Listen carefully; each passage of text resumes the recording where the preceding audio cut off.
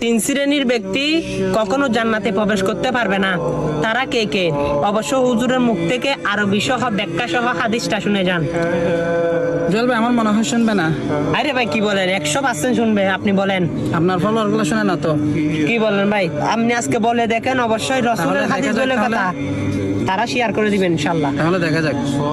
ওয়ানহু আলাইহিস সালাতু ওয়াস সালাম সালাসাতুন লা ইয়াদখুলুনাল জান্নাতা আবাদা আদ-দায়ুস ওয়ার রাজিলাতু মিনান নিসা ওয়া মুদামিনুল খামরি।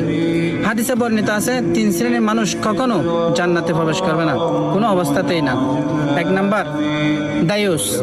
দায়ুস যারা নিজেদের স্ত্রীকে বেগানা পুরুষদের সাথে দেখা করতে দেয়, যেমন কাফল বলগার।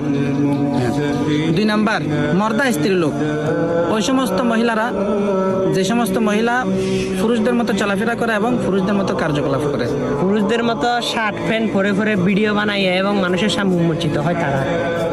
তিন নাম্বার হচ্ছে যে সমস্ত মানুষ মদ্যপানে অভ্যস্ত।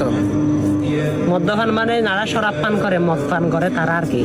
অবশ্যই হাদিসটা যদি ভালো লেগে থাকে অবশ্যই আল্লাহর হস্তে